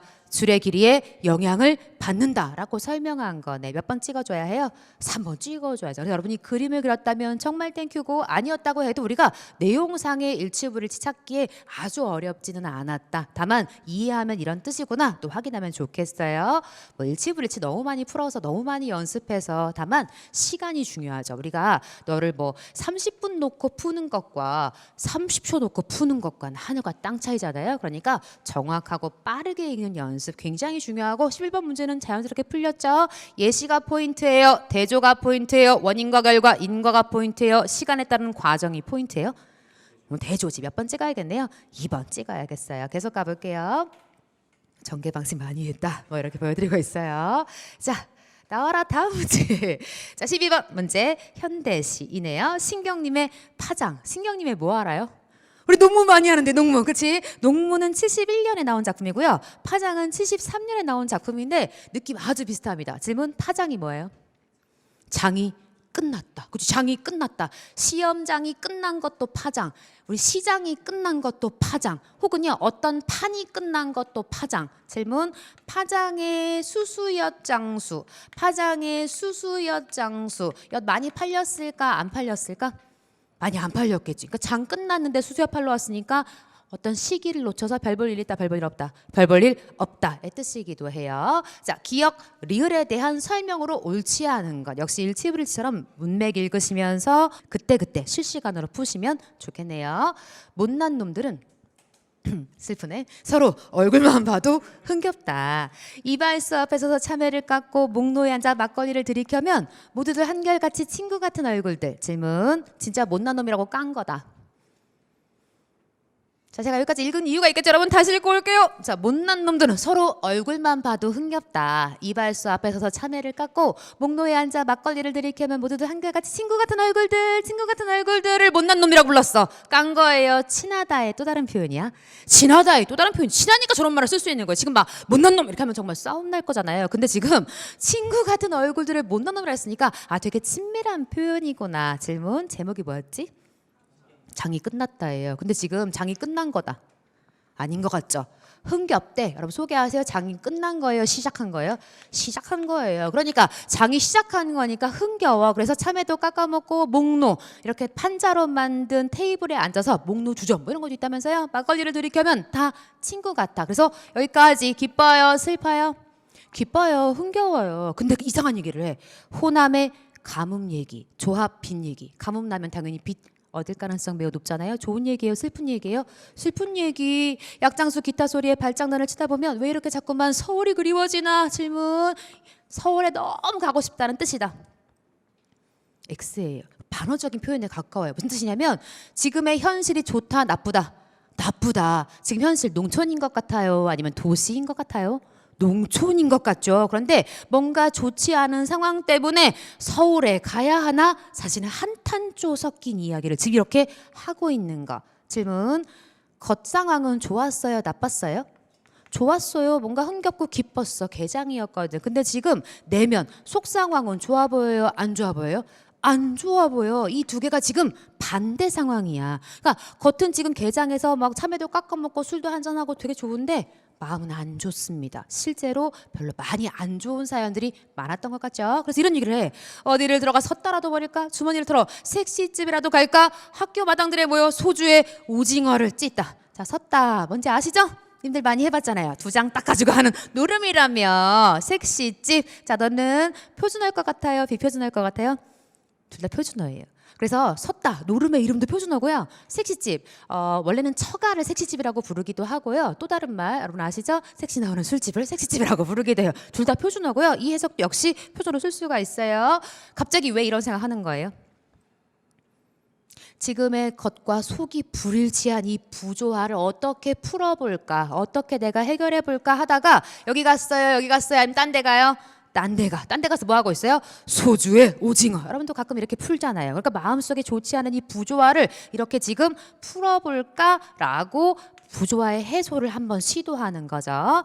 어느새 긴 여름에도 저물어. 질문. 이 시에는 시간의 경과 있어요? 없어요? 있어요. 그럼 소개하세요. 언제 시작했어요? 개장. 근데 언제 끝나요? 파장. 그러니까 무슨 경과 확실해요? 시간의 경과 확실하고 때는 언제예요? 여름. 또요. 저물고 있으니까 지금 뭐로 가고 있는 거야? 밤. 저녁으로 가고 있는 거죠. 자, 질문. 저문다는 건 상승이에요? 하강이에요? 하강. 슬퍼요? 기뻐요? 슬퍼요. 그러면서 무슨 생각하느냐? 고무신 한 켤레 또는 조기 한 마리 들고. 왜? 장이잖아. 장이니까 뭔가 사가고 돼야 되는데 통닭, 치킨 막 이런 거 2마리 사가도 지금 시원찮은 판에 뭐 들고 간다고요? 고작 고무신 한 켤레. 또 5월이야. 엔드도 아니야. 조기 한 마리 들고 다리 환한 마차길을 절뚝이는 파장. 참 마지막에 가슴이 아프네요. 여러분 왜 절뚝이는 거예요? 술 마셔서 취한 거예요. 그렇게도 해석할 수 있어요. 또요. 진짜 술 마셔서 취했다. 술 때문이다. 가능해요. 또요. 어쩌면 현실적인 상황을 상징적으로 뭔가 절뚝이는 것 같은 현실이라고 표현했다고 볼 수도 있다는 거죠. 그럼 우리 풀러가요. 기억. 너를 뭐라고 풀었느냐? 농민들이 서로에게 느끼는 유대감을 보여준다. 가능해 보여요? 불가능해 보여요? 다시 보고 올게요. 기억. 못난 놈들은 얼굴만 봐도 흥겹다. 너도 못났구나. 나도 못났구나. 유대감이라고 볼 수 있을 것 같아요? 없을 것 같아요? 그런 것 같기도 해. 니은번 호남의 가뭄 얘기, 빚 얘기, 농민들이 겪는 뭐다? 여러 가지 어려움. 그런데 디귿 가볼게요. 자, 디귿이 뭐냐? 소주에 오징어를 찢는 거였어. 너를 뭐라고 설명했냐면 농민들의 흥겨움이다. 얼쑤. 이상하죠. 넌 무슨 뜻이에요? 갈등, 그 갈등의 해소 뭐 이렇게 봐야겠죠. 그러니까 해소되기 어려운 갈등에 대한 어떤 애환으로 봐야 해요. 그래서 극복했다가 X가 되고요. 마지막 농촌의 힘겨운 현실을 뭐라고 표현한 거구나? 절뚝이는 파장. 되게 상징적으로 표현하고 있다라고 우리가 읽어낼 수 있어요. 그러니까 형성화라는 말은 뭐라고 이해하라 그랬죠? 보여준다. 즉 농촌의 힘겨운 현실을 시적으로 보여주고 있는 모습이다라고 우리가 이해해 볼 수 있다는 거예요. 설령 우리가 물음표가 몇 가지 있더라도 명백하게 극복한 거 아닌 것 같은데 게다가 뭣도 아니야. 흥겨움도 아닌 것 같은데 라고 생각했다면 답을 찾는 데는 어려움이 없었을 것 같아요. 그래서 항상 앞뒤 보시고 문맥의 흐름을 봐야 해. 밑줄은 밑줄만 보고 문제 푸는 거다. X. 항상 앞뒤를 보고 흐름을 보고 문제 푸셔야죠. 사실은 신경님의 목계장터나 우리가 열심히 공부했던 농부나 다 같은 흐름에 있죠. 농촌의 힘든 현실을 보여주고 그들의 그들의 슬픔을 담고 있는 시. 그래서 파장도 같은 맥락으로 충분히 읽을 수 있는 시였다고 생각이 돼요. 많이 했다. 뭐 잘난 척 계속하고 있어요. 다음 문제 또 보러 가죠. 자, 13번, 14번은 고전 시조 두 작품이 연결되어 있네요. 가나 모두 반가운 것은 많이 보셨죠, 여러분? 자, 해석 한번 해주세요. 10년을 경영하여 초록삼간 지어내니 무슨 뜻? 10년을 계획해서 뭐 했구나? 초가집 방 몇 칸짜리? 3칸짜리 지어내니. 그러니까 10년 동안 내가 자연에 살아야지 계획한 다음에 정말 집을 한 채 지었는데 방이 몇 칸이구나? 3칸. 그것도 초가집. 되게 소박한 꿈을 성취했네요. 그래서 자, 누구? 나 한 칸 쓰고요. 그 다음 누구? 달 한 칸. 또 누구요?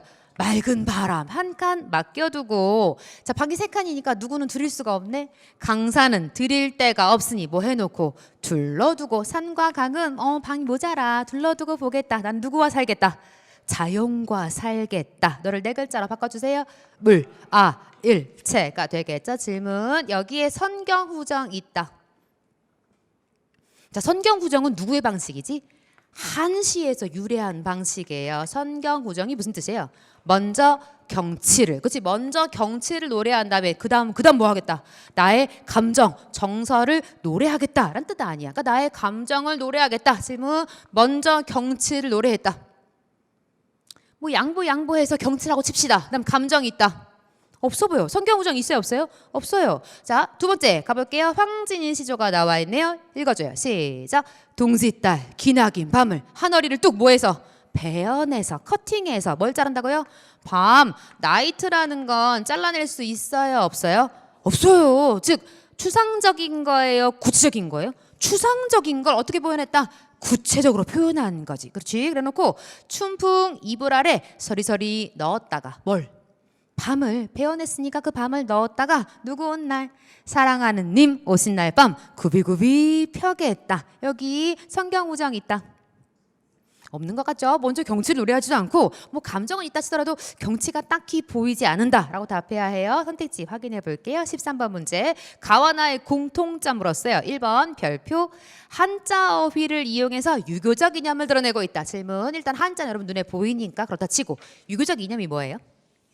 충, 효, 열. 그치? 대표적인 유교적 이념은 충이나 효나 열을 얘기해. 그러니까 임금에 대한 충성이나 부모님에 대한 효나 아니면 어떤 연료로서의 모습을 보여준 대목 있어요? 없어요? 가에도 없고 나에도 없어. 두 번째, 성경우정 있다? 없다? 없다. 무라일체 누구에 있게요? 가시에는 있는데 나시에는 무라일체 있어요? 없어요? 없어요. 그럼 답은 3번이 확실해 보이고 다시 갈게요. 어디가 의지적 어딘지 찾아줘요. 어디? 보리라 별이라. 질문 현대국어에도 리라라는 어미 있어요? 없어요? 짧은 글 지어줘요. 한국 사람이죠? Chinese? Nobody. American? Nobody. 자, 짧은 글 지어봐요. 합격하리라. 뭐가 들어있네? 의지가 들어있네. 또 언제 쓸 수 있어요? 아마 그는 집에 갔으리라. 무슨 뜻이게요? 추측. 그러니까 리라에는 두 가지가 있구나. 첫 번째는 추측, 두 번째는 의지. 두 가지가 있는 거네. 현대국어에도 리라를 쓰네. 그러면 쫑결이에요, 연결이에요? 쫑결. 둘 다 쫑결로 써요. 그러니까 추측의 쫑결어미, 의지의 쫑결어미로 리라를 쓰는구나. 무슨 채일 것 같아? 유추해봐요. 헤라체라고 우리가 유추해 볼 수가 있겠지. 현대국어도 쓰이는 지금 두고 보리라, 굽이굽이 별이라 뭐가 담겨있다? 의지가 담겨있다. 우리가 해석했다면 아주 어려운 문제는 아니었을 것 같아요. 정답은 3번 찍어야 하고요. 14번 문제 가기 전에 잘난 척이 또 나오겠죠. 많이 했다. 이 시 자체를 많이 했다. 계속 보여주고 있고요. 또 계속 봐요. 자, 문제야 나와라. 문제 언제 나오니? 자, 14번 가에 드러나는 주제의식과 관련된 성어 찾으래요. 읽어줘요. 1번 이름은 교학상장. 교학상장이 뭐예요? 가르치는 것과 배우는 것은 서로를 성장하게 한다라는 뜻이죠. 두 번째 읽어줘요. 안, 빈, 낙, 또 무슨 뜻이죠? 가난함을 편안히 여기면서 뭐를 즐기다? 도를 즐기다. 너 읽어줘요. 주마간산. 주마간산이 뭐죠? 달리는 말을 타면서 뭘 봤어요? 산을 봤어. 자세히 봐야 대충 봐요. 대충이 포인트죠. 4번 이름은 호가 호위. 누가요? 여우가 누구의 위세를? 호랑이의 위세를 거짓으로 자기 것인 척 남의 힘을 내 것인 척 하는 게 호가 호위 아니겠어요? 찍어줘요. 몇 번 정답? 2번 정답. 그래서 안빈낙도 함께 무라일체 여러분 이미 확인하고 계셨던 그 문제이기도 하죠. 이미 안빈낙도 자체를 그 시조하면서 많이 우리가 했고요. 성어 또 잘난 척 하겠죠. 많이 했다 보여드립니다. 여러분 이게 굉장히 당연한 것처럼 보이시겠지만 사실 저는 굉장히 뿌듯해요 여러분. 뭐래? 자, 그래요. 계속 가보도록 할게요. 15번 문제 갑니다. 작자 비상에 배틀 노래 뭐 할 때 불렀을 것 같아요? 일할 때 불렀겠지. 그럼 일할 때 부른 노래를 뭐라고 부를까게? 노동요, 민요입니다. 자, 이 작품에 대한 설명으로 적절하지 않은 선택지 먼저 보고 오죠. 1번 노동 현실에 대한 한과 비판. 한스러워요, 하기 싫어요, 비판 뭐 이런 게 있는지. 두 번째 대꾸법과 직유법. 대꾸법이 뭐 하는 거예요? 짝, 비유는 뭐가 있을까? 직유, 은유 뭐 이런 유 들어가는 라인이 있는데 직유는 어떻게 빗대야 해요? 직접 빗대야 해요. 뭐가 나오면 좋을까? 뭐처럼 뭐같이가 나오면 좋겠죠. 사사조가 뭐예요? 네 글자 네 글자. 그렇지? 언어 유희가 뭐예요? 말장난. 여러분 아는 말장난 뭐 있어요? 바나나 안 바나나 바나나 우유 들고서 바나나 안 바나나 뭐 이런 거 있잖아. 말장난. 그렇죠? 이런 리듬감 형성하고 있는지 확인하라고 했고요. 네 번째 화자의 상상력을 바탕으로 과장되게 뭔가 상상해서 과장되게 표현한 부분이 있는지 확인하래요. 한번 내용 보죠. 제목이 뭐래요? 배틀 노래. 기심 매러 갈 적에는 갈뽕을 따가지고 기심 메고 올 적에는 올뽕을 따가지고 뭐 있네 여러분. 갈 때는 갈뽕 따와, 올 때는 올뽕 따와. 뭐 따오란 얘긴데, 뽕 따오란 얘긴데, 가니까 무슨 뽕이에요? 갈뽕. 오니까 무슨 뽕이에요? 올뽕. 네 글자로 설명해줘요. 언어 유희. 더불어 대꾸 있다 없다? 있다. 그치. 기신 매러 갈 적에는 너의 짝이 누구예요? 기신 매고 올 적에는 갈뽕을 따가지고 너의 짝이요. 올뽕을 따가지고 몇 글자 몇 글자? 기신 매러 네 글자, 갈 적에는 네 글자, 갈뽕을 세 글자 따가지고 네 글자. 살짝 약간의 네가 뭔가 세 글자의 변화가 있긴 하지만 사사라고 볼 수 있어요 없어요? 있어요. 청실홍실 뽑아내서 서울 가서 메어다가 사사로 돌아오고 있죠. 사사조 운율도 확인돼요. 삼간방에 누워놓고 청실홍실 뽑아내서 자 누워가 뭘까요? 누에요. 세 칸짜리 방에다가 누에를 놓고 청실홍실 뽑아내서 맨 처음 뭐 따와? 뽕 따와. 이 뽕 누가 먹어요? 누에가 먹을 거 아니야. 그래서 누에를 놓고서 청실홍실 씨를 뽑아내서 강릉 가서 날아다가 서울 가서 메어다가 하늘에다 배틀 놓고 구름 속에 이매를 건답니다. 진짜 강릉 가서 뭔가 메고 서울 가서 이렇게 메고 이렇게 했을까? 어떤 표현이에요? 뻥, 과장, 상상이지. 그러니까 강릉 가서 날아다가 서울 가서 메어다가 사실은 다 배틀 짜는 용어랑 관련이 있거든요. 실을 날아다가 실을 메어다가 하늘에다가 배틀 놓고 구름 속에 임에 실을 건대. 그러니까 하늘에다 정말 배틀을 놓을 까닭이 없잖아요. 누구 떠올릴 것 같아요? 사실 어떤 인물을 떠올린 거거든. 들어는 봤나? 견우직녀라고. 그러니까 직녀를 지금 상상하면서 내가 직녀다 이렇게 지금 사실은 이야기를 하고 있는 셈. 그래놓고 함경나무 바디집에 오리나무 북게다가 바디집도 배틀의 명칭이고요. 북이라는 게 왔다 갔다 하면서 이렇게 짤 때 도와주는 바늘 같은 역할을 하는 도구죠. 짜궁 짜궁 짜내어 가지 잎과 묶어오라. 현재적으로 해석이 안 되는 부분이에요. 다만 짜궁짜궁 의성어 있어요 없어요? 있어요. 짜궁짜궁 소리 내면서 짜서 그래서 가지잎과 묶어라. 그러니까 사실은 과정도 보여줘요. 배틀 짜는 과정. 맨 처음 뭐 해야 해? 뽕 따다가 뭐 해요? 실을 뽑아. 그래서 매다가 북에다가 왔다 갔다 짜다 라고 지금 우리한테 보여주고 있는 거죠. 그래놓고 배꼽같이 바래워서 바래다가 뭐냐면 하얗게 탈색시킨대. 그러니까 뭔가 색의 변화도 있고요. 참외같이 오를 지어서 외씨 같은 버선 지어 누구 주네요? 오빠들이고 겹옷 찢고 소모 지어 누구 드리네요? 부모 드리겠네. 유교 사상 있어요 없어요? 있어요. 그렇지. 효 사상도 살짝 보이죠. 그러니까 유 사상도 보이고. 질문 직유법 있다 없다? 있다. 어디 있어요? 배꼽같이 바래워서 참외같이 올짓고 뭐 할 때 불렀다고요? 일할 때 불렀다니까. 근데 일하는 게 힘들다 이런 내용이 있어요 없어요? 없어요. 쭉 아무리 봐도 일하는 거 너무 힘들어. 나 일 안 할래. 그만할래. 막 한스러워 무거워 슬퍼 이런 내용이 없어. 매우 뭐하다. 낙천적 긍정적이지. 그래서 아주 낙천적이고 아주 긍정적으로 노래하고 있는 노동요고요. 이 작품은 강원도 지방에 전해지는 노래라고 해요. 그래서 강원도 지방의 민요구나 정도까지 여러분 봐두시면 좋겠어요. 적절하지 않은 것 찍어줘야 몇 번 찍어요? 1번. 그러니까 우리가 정확히 몰라도 다 읽고 나면 한가 비판은 없었어 라고 찾아낼 수 있었다면 참 좋겠다. 더불어 이런 부분이었구나 까지 확인할 수 있고 뭐 막 넘기시네요. 잘난 척 바로 가느라고. 소리 갈뽕 올뽕도 했었다. 언어 유희도 했었다. 뭐 이런 설명. 더불어 수사법들은 꼭 이런 내용이구나 확인하는 과정 필요하죠 여러분. 다음 문제 또 보죠. 자 16번 갑시다. 다음에서 알 수 있는 나의 이름은 뭐겠니? 안녕하세요. 제 소개를 하겠습니다. 먼저 제 이름은 아랫입술과 윗입술이 맞닿아 나는 소리. 무슨 소리? 입술 소리. 여러분 아는 입술 소리 뭐가 있을까요? 무, 뿌, 프, 뿌가 있겠죠. 근데 여기에 파열음이나 마찰음은 없고 비음이 포함되어 있어서 비음은 뭐가 있죠? 미나 미가 비음이죠. 그럼 누굴 지워버려야 해요? 비읍 피읍 쌍비읍을 지워버려야죠. 그러니까 누가 있는 거네? 미음이 들어있다 라는 뜻이에요. 그래놓고 제 이름을 발음할 때 혀의 위치는 가장 높았다가 낮게 내려가면서 다시 높았다가 낮게 내려간대. 뭐 설명한 거구나? 모음이 무슨 모음에서? 고모음에서 어디로 가나 보다? 저모음으로 가나 보다. 저절로 미소가 지어진대. 여러분 미소 지으려면 어떻게 해야 해요? 평순이에요? 원순이에요? 평순. 평순이라는 말을 지금 이렇게 말하고 있는 거구나. 단모음 10개 불러요. 시, 스, 루. 밑에 뭐가 있죠? 아가 있죠. 반대 어가 있죠. 반대 오가 있죠. 이 몸을 붙여주세요. 시작. 위, 왜. 이 네 개의 몸에다가 이 몸을 붙여서 갖다 앞에 붙인 거죠. 소개하시죠. 네가 혀가 상대적으로 뭐하다. 앞에 있다. 뭐라고 불러요? 전설. 너를요. 후설이라고 부를 거고 이렇게 나눈 기준이 또 있을 거죠. 어떤 기준? 네가 무슨 소리? 평평한 입술 평순. 너를요.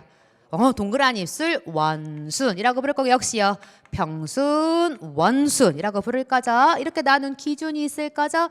으 할 때 혀의 높이, 아 할 때 혀의 높이 소개하시죠. 네가 고몸, 네가요. 중몸, 네가요. 저몸이 될 거죠. 어디서 어디로 간다고요? 고설몸에서 저설몸, 고설몸에서 저설몸. 더불어 우리 평순이라 그랬어요. 원순이라 그랬어요. 평순. 첫 번째 조건 누가 있어야 하고 미음이 있어야 하고 네가 고설에서 저설로, 고설에서 저설로 내려오는 이름 찾아줘야 누구 있다? 미네가 있네. 그래서 미네 사실은 너무 처음에 쉬운 조건을 줘서 미음이 꼭 들어가야 한다라는 조건을 주어서 비교적 답을 찾는 건 어렵지 않은데 사실은 모음에 대해 이런 얘기하고 있구나. 여러분이 살짝 이 부분 좀 생각해 보면 좋겠어요. 그래서 이 동네가 살짝 수준 있는 내용을 얘기했구나 확인할 수 있고요. 하은은 왜 답이 안 돼요? 모음만 따지면 거꾸로잖아. 그치? 거꾸로 얘기하고 있으니까. 그러니까 우리가 자음을 빼고 모음만 따진다면 하은은 거꾸로 얘기하고 있구나까지도 기억을 하면 좋겠고 나온 김에 자음 발음하는 위치 한번 불러줘요. 아니 발음하는 위치부터 불러달라고. 무슨 소리? 입술 소리. 또요. 혀끝 소리. 또요. 셋입 천장 소리 한자로.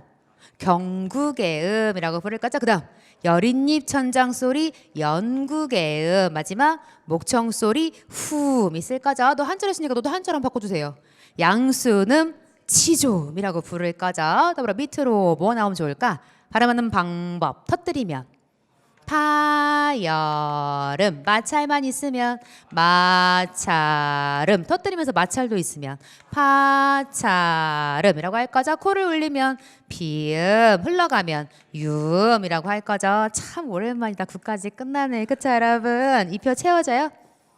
바다가 그 다음 조세호 그 다음요 미나미래라고 채울 거고요. 우리 파여름의 몇 중체계? 3중체계 불러주세요.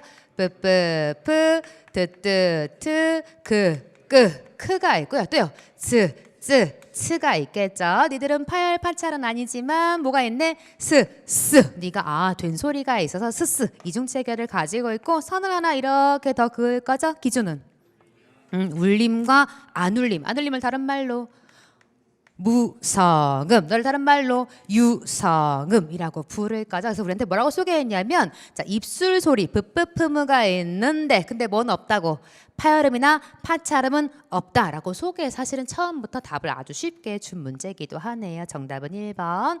많이 했죠. 진짜 많이 했다. 뭐 그죠? 막 표도 나오고 난리가 났어요.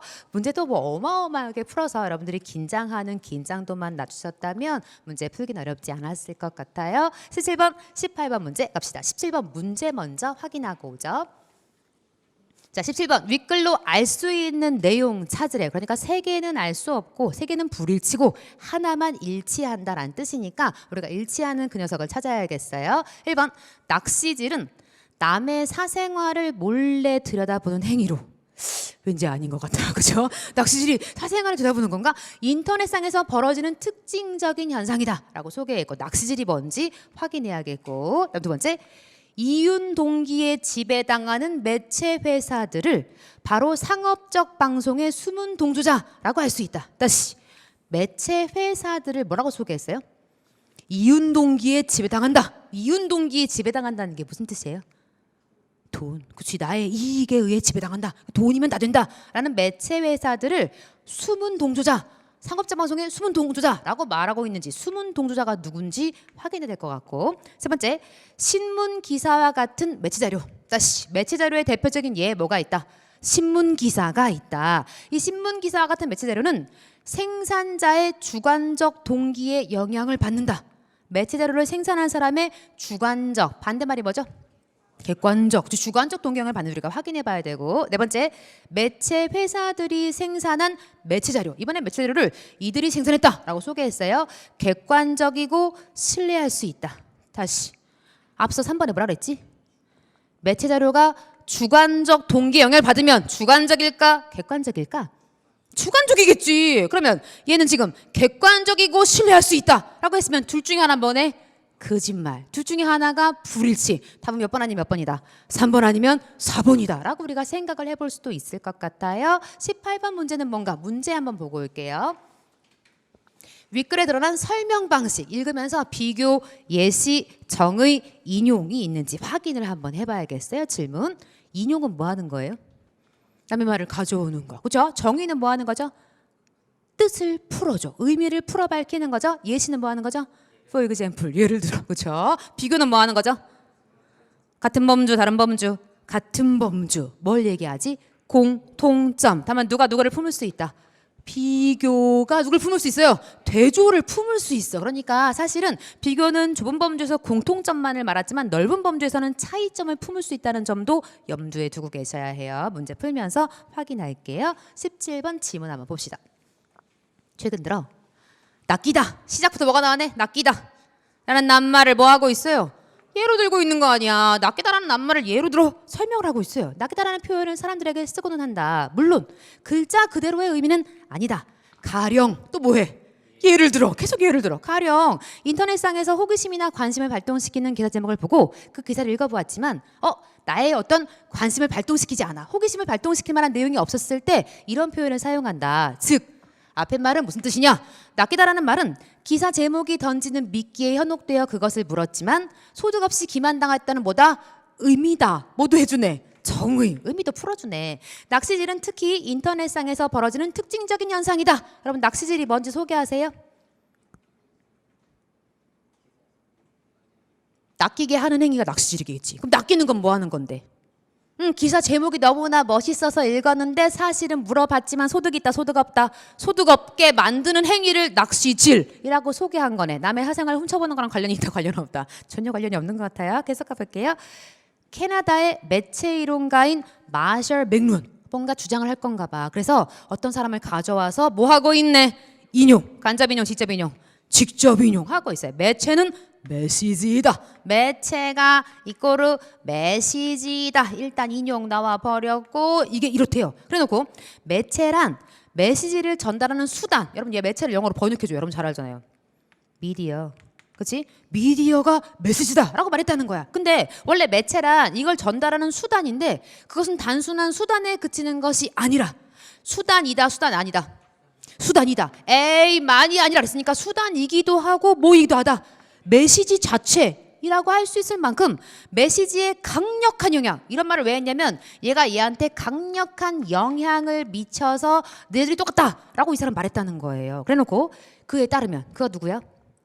맥루언에 따르면 인간과 인간 사이에서 의사를 전달하는 언어는 물론이거니와 노동의 도구들조차 인간과 노동 대상 사이를 매개하는 물건이므로 매체에 속한다. 따라서 새로운 매체가 개발되면 그것을 통한 인간의 활동 영역이 훨씬 더 확대가 되므로 매체는 인간의 확장이라고 말을 했대. 매체가 인간의 확장이다. 왜요?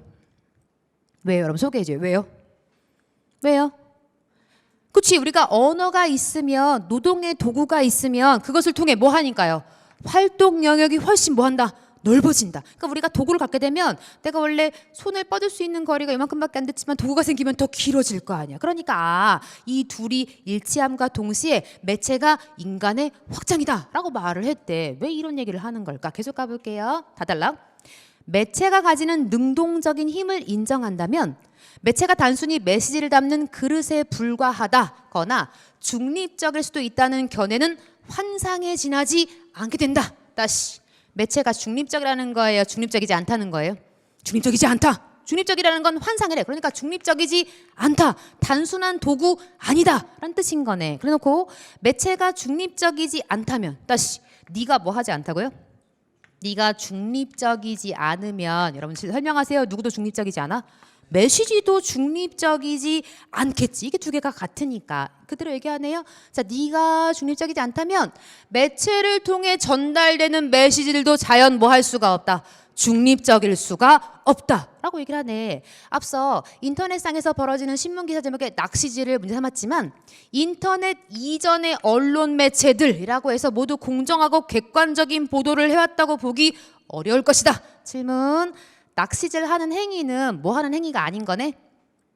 공정하고 객관적인 게 아닌 거네. 공정하다, 객관적이다라는 말 다른 말로 바꿔줘요. 중립적이다. 그렇지, 중립적이다. 그러니까 원래 공정하고 객관적이다, 중립적이다 지금 같은 말로 쓰고 있는 거예요. 여러분 답하시죠? 인터넷 매체는 뭐 하지 않아? 중립적이지 않아. 그러면 인터넷을 통해 전달되는 메시지도 뭐 하지 않아? 중립적이지 않아. 그 얘기는 뭐 하지 않은 거예요?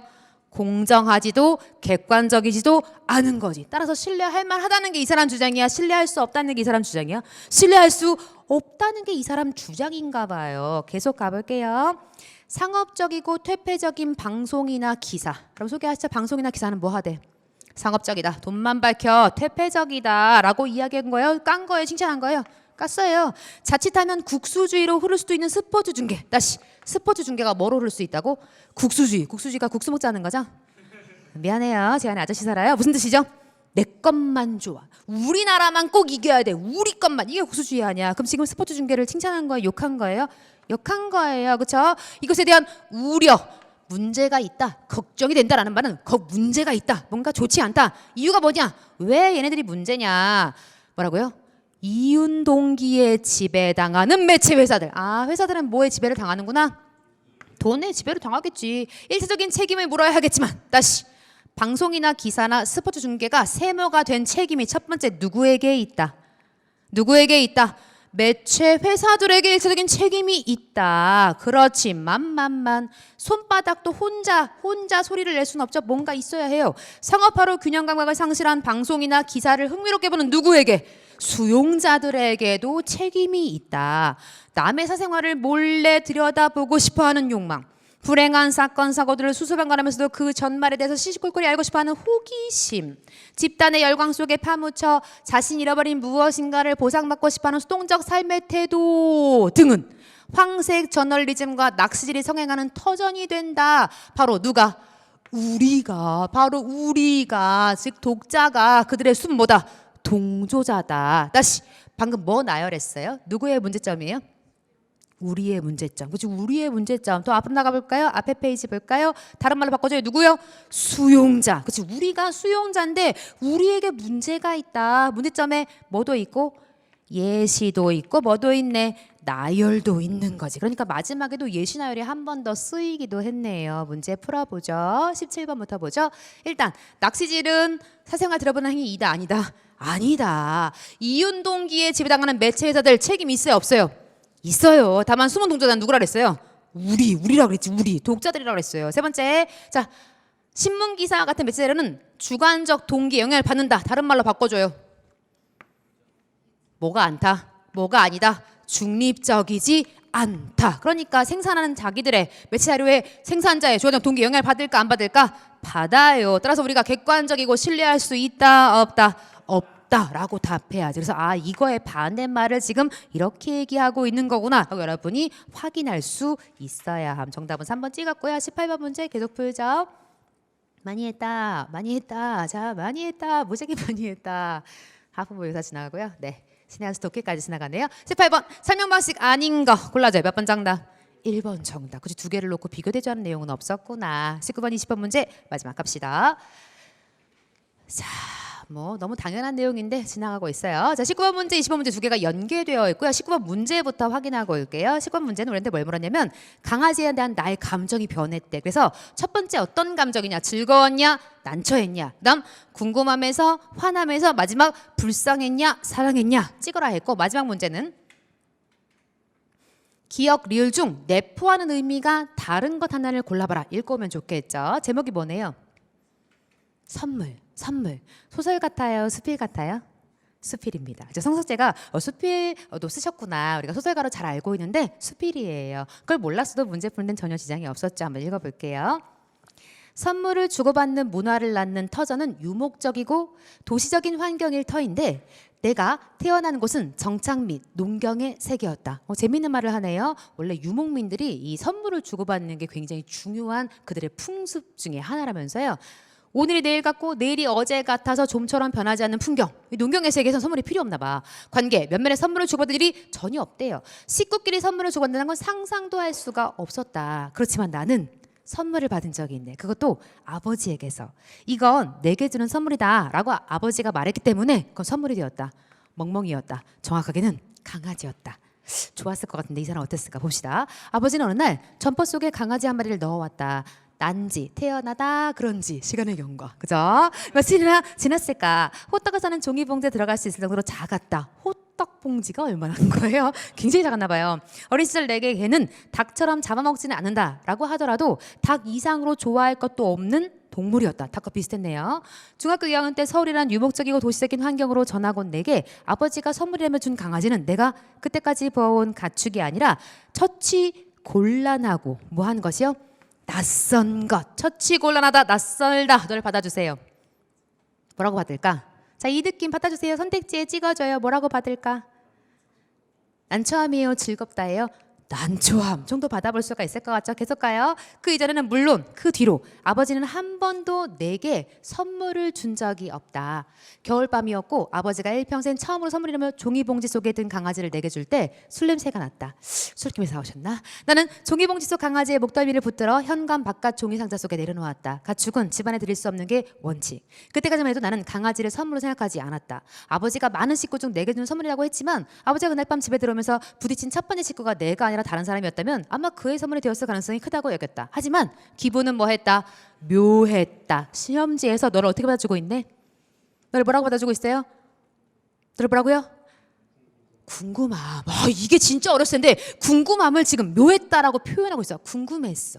어쨌든 아버지에게서 처음 받은 선물이었으니까 한밤중에 나는 선물이 우는 소리에 잠을 깼어. 내 옆과 그 옆에 자고 있는 그 누구도 잠을 깨거나 일어나지 않았다. 방을 나가서 바깥에 있는 화장실로 가기 위해 문을 열었을 때 선물이 우는 소리가 더 크게 들렸다. 사실 오지 말았던 것도 아니었다. 선물이 어떤 상태인지 알고 싶었던 것이었다. 그건 다리를 덜덜 떨며 낑낑거렸다. 나는 배가 고파서 우는 걸로 알았다. 그래서 부엌에 뭐가 있는지 몰라서 뭘 가져다 줄 수가 없었다. 나는 그날 저녁 내 몫으로 받고 아껴 먹다 남겨둔 백설기를 가지고 나왔다. 접시에 물을 담아서 백설기와 함께 큰맘 먹고 내밀었다. 선물은 내 선물에 전혀 관심 없었다. 자, 앞에 선물 해석해 주세요. 강아지는 뭐에?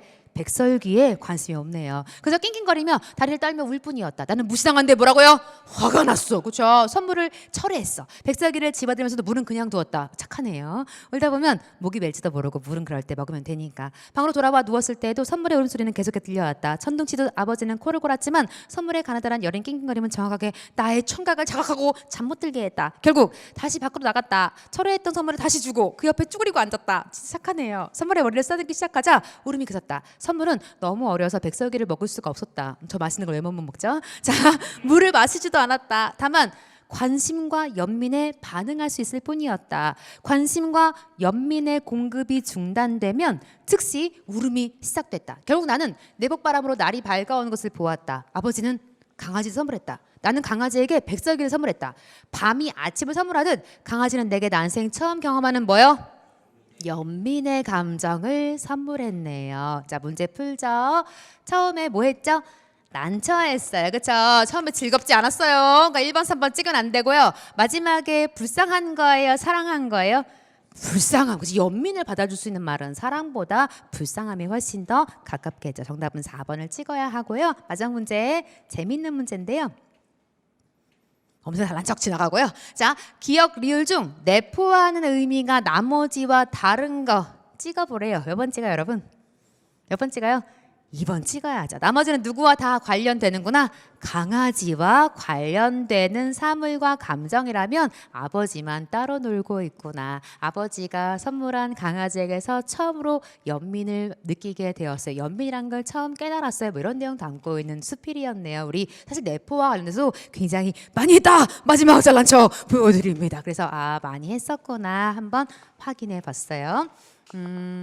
소방직 문제 우리가 풀면서 느낀 점 뭐냐면 문학 문제가 다양하게 출제가 되었구나. 시험장에서 박스 지문을 어떻게 풀어낼 것이냐, 정확하게 어떻게 정답에 가닿을 것이냐가 되게 중요했겠구나라고 다시 한번 확인할 수 있었고요. 이번 시험 내용 하나하나 비록 아주 어렵진 않지만 정리가 필요한 부분들이 반드시 있다라고 생각이 되고요. 내가 이 부분에 약하구나. 자신의 약점을 스스로 체크하시는데 꼭 확인했으면 좋겠고, 다음 소방직 준비하시는 분들은 소방직에 박스 지문이 많으니까 내가 읽기 연습 더 많이 연습해야겠구나 생각하는 계기가 되셨으면 좋겠고, 다른 직렬 준비하시는 분들도 내가 이 부분 이렇게 공부해야겠구나 한 번 더 점검하는 계기가 되었으면 좋겠습니다. 시험에 응시하신 여러분들 좋은 결과 있기를 응원하고요. 저는 또 여러분과 다음 새로운 특강에서 만나뵐 것을 약속합니다. 첫째도 복습, 둘째도 복습, 셋째도 복습, 복습만이 살기다. 저하고는 다음 수업에서 다시 뵙겠습니다. 감사합니다.